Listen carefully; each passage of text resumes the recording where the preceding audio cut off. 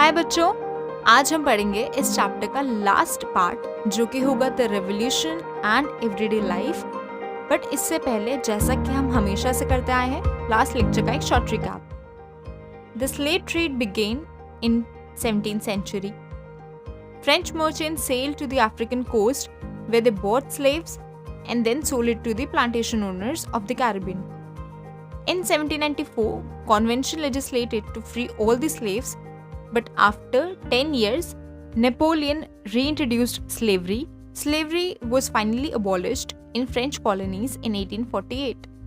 1789 के बाद फ्रांस ने काफी चेंजेस देखे in the lives of main, women and children. Revolutionary government ने अपने ऊपर ले लिया कि वो लॉज पास करवाएंगी जो कि लिबर्टी एंड इक्वालिटी के आइडियाज को ट्रांसलेट करेंगी। इन्हीं में से एक सच इम्पोर्टेंट लॉ जो इफेक्ट में आया बास्टिल के स्टॉर्मिंग के बाद in the summer of 1789, abolition of censorship. Before revolutionary government पहले न्यूज़पेपर्स, बुक्स तभी पब्लिश हो सकते थे या प्लेस तभी परफॉर्म हो सकते थे अगर वो किंग के सेंसर्स द्वारा पास किए गए हों। But after the constitution of 1791, freedom of speech हर नागरिक का नेशनल राइट बन गया। फ्रांस में तो जैसे बुक्स, न्यूज़पेपर्स, प्रिंटेड पिक्चर्स की बाढ़ आ गई। हर जगह प्लेस एंड सॉन्ग्स बजने लगे। ये एक तरीका था जिससे लोग अपने आइडियाज को कनेक्ट कर पाते दूसरे के से। इन 1804 नेपोलियन ने अपने आप को फ्रांस का किंग घोषित कर दिया। उसने यूरोपियन कंट्रीज पर कब्जा करके अपने फैमिली मेंबर्स को वहां बिठाना चालू कर दिया।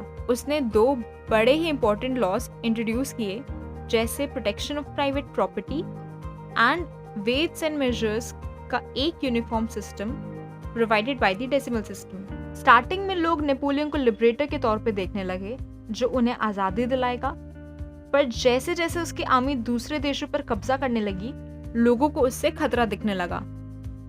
And finally he was defeated at Waterloo in 1815। उसके जाने के बाद भी रेवोल्यूशनरी आइडियाज ने यूरोप पे काफी लंबा इम्पैक्ट छोड़ा। सो बेसिकली फ्रेंच रेवोल्यूशन के दो सबसे बड़े ideas, liberty and democratic rights, were the important legacy जो कि फ्रांस से होते हुए यूरोप में भी फैल गई in the 19th century। France में हो रहे रेवोल्यूशन का हम इंडिया में भी इम्पैक्ट दे सकते हैं। Tipu Sultan and Raja Ram Mohan Roy were the two important figures जो कि इन आइडियाज से काफी इंस्पायर्ड हुए। इस चैप्टर में बस इतना ही। आई होप आप सबको समझ आया होगा इजीली।